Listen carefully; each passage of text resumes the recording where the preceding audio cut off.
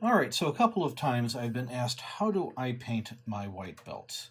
And I do that with white paint. I've used the EcoFlow Color White from Tandy. That and water. That and also isopropyl alcohol.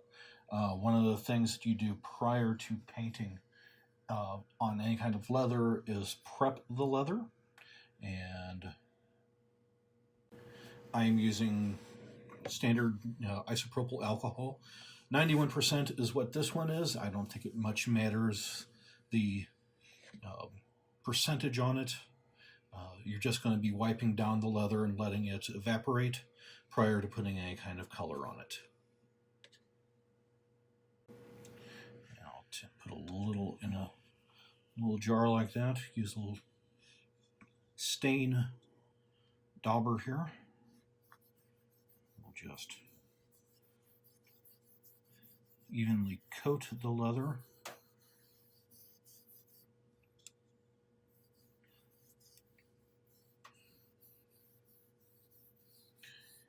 And what this does is as it dries, it brings all of the little fibers of the leather upwards, so they're standing on their end. And when you paint, you're essentially painting both sides of those fibers, so you get a better coating with it. It also removes any kind of glaze there might be on the leather. Sometimes there is waxes and other things that they've treated the leather with prior to selling it to you, and those things can inhibit the picking up of paints and dyes. So just good coating, and we'll let that dry, and I'll be right back. As it's drying, it's important not to touch the leather with your hands, because then you're just matting it back down and you're adding oil from your skin back to the leather. That's not what we want. Again, we're just letting this leather dry out. You can tell it's drying out by it returning back to a natural leather color. This still has some time on this here, and we're going to let this completely dry out and be back. For painting, we're going to use a little paint palette here, and my process is that I put very little white paint on the brush or in the palette, and then fill the rest of it with water. Mix it around, get it into a white wash, and then I'll paint the piece of leather and it'll look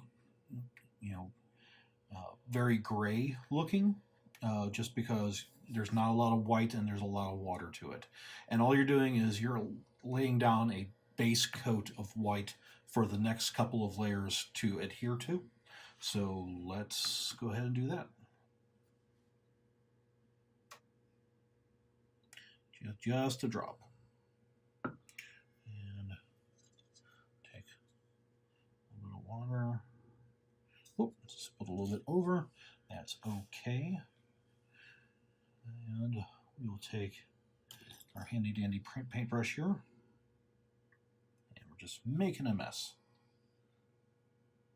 But that's okay, because I'm going to use this mess here to begin the wash.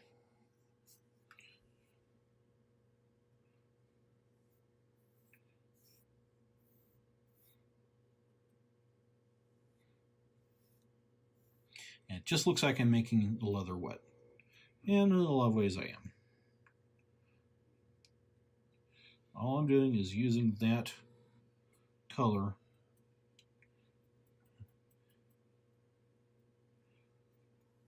to lay a thin white on top and try to be as consistent as possible with the brush strokes. And as I do this, and the leather absorbs the water, it leaves the paint on top. and it's really kind of hard to tell from what you're seeing, but there is a white band in the center right there. That's what we're looking for, is just a tinge of white on top.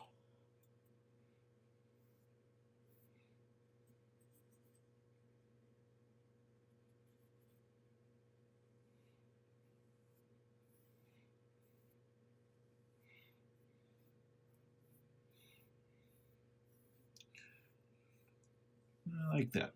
So we're going to let this dry, and then we're going to go to a thicker coat of white in the next round of um, layers. And as you can see, as it's drying, it's got that white tinge to it as compared to the yellowish color of the tan leather. We're going to go ahead and add another couple of drops of white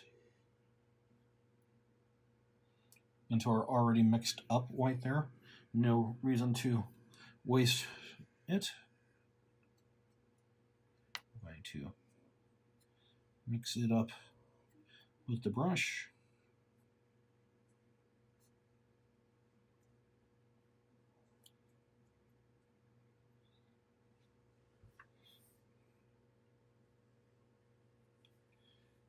Again, long strokes.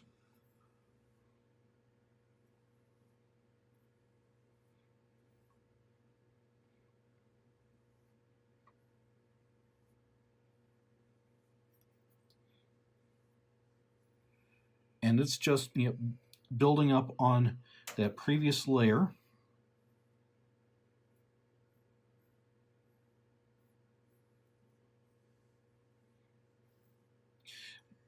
If anybody ever asked if painting leather white after you've tooled it and made it ready is tedious, then the answer is yes. It is very tedious. It is long work. So anybody who does this for belts or any other type of leather work, my hat's off to you, because this is 90% of the work. You can cut your leather, you can make all sorts of cool designs on it, but when it comes to actually staining and dyeing the leather and painting the leather, that's where the true um, artistry comes to this, or not artistry, but patience. You know, I know people who've painted well uh, white belts and have just used straight white paint, and it lasts all of about a day or two of wear before it starts to crack and peel, because they use too much thick paint in too many layers too quickly, and it decreases the life of the belt design. As the white paint dries with this solution, I'd say it's probably a 15% solution, maybe 20% of what's in this. Um, as the white paint dries with this solution, I'd say it's probably a 15% solution, maybe 20% of what's in this. Um, we'll do 2 or 3 layers of this percentage here and let it dry in between coats just to see what we've got before we increase the amount of white paint in the palette.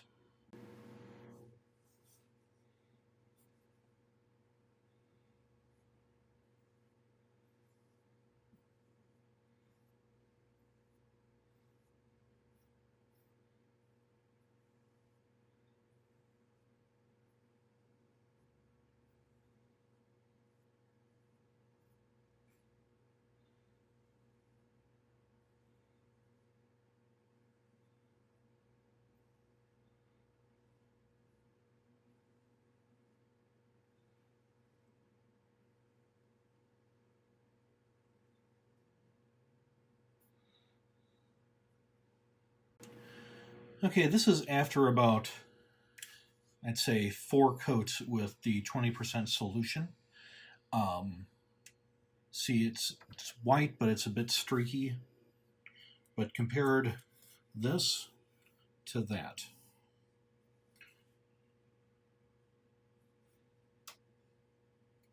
so at this point, I'm going to add more white paint to the water mixture. Bring this up, I'm going to say to 50% of what's in there is the white paint to the water. And we'll take this solution, and like before, lay down some white. We're going to do this again, long strokes, overlapping, over and over and over again. Now this is on a piece of flat leather with no design to it, nothing cut, nothing beveled, nothing stamped. So you're getting pretty much just a flat piece of white leather. When you are doing a belt, you're going to have all sorts of other things going on. You're going to have areas that are going to be green. This might be textured. This might be, cut into fancy patterns.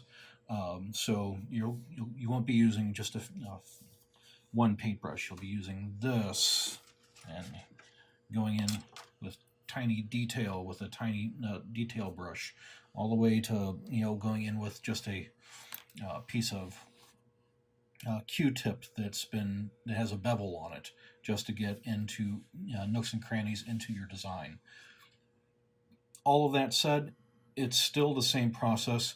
You have to build up the colors in this way so that the belt will keep its color after long periods of wear.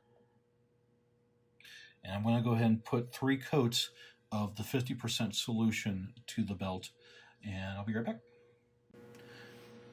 All right, this is after 4 coats of the 50% solution. Sorry about the shake. So you've got from this to that, and it's fairly solid. I'm going to do 1 or 2 coats with just a little bit of more white paint into the mix. So I'm going to say that's 75% now. It's still fairly watery. You never want it to be just straight white paint. It is too thick for belts, and if you want them to not crack or peel. My belief, and I may be wrong on this, is that every time I put a layer onto this with that first white, very, very watery white that I put on, it's mechanically locking it into the leather and mechanically locking the upper layers into that piece of leather. So it's adhering better, and it's not going to peel and crack like a couple of belts I've seen. But like I said, I'm going to do 1 or 2 coats. I'm probably going to do 2 coats of this 75% solution. And just my cat in the background whining at me because I haven't fed him yet.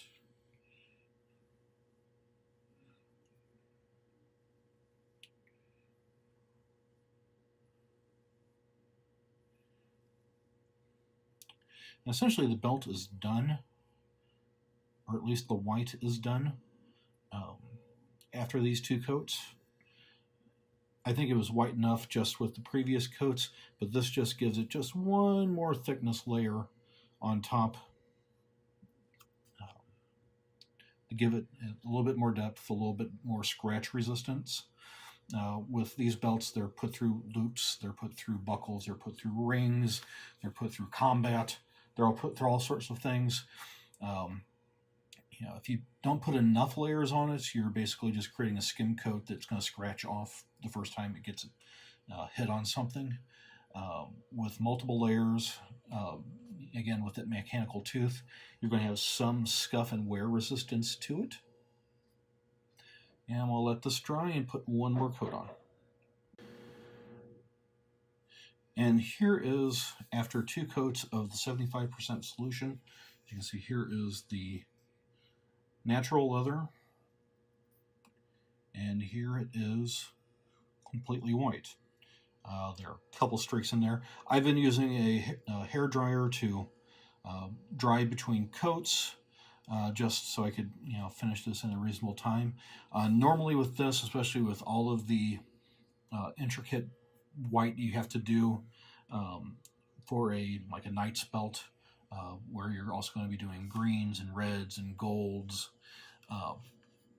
is you're going to be working at it for hours, getting in between stuff. You're going to be letting it dry for several hours before you put on the second coat and third coat, and so on until you get a good clean white.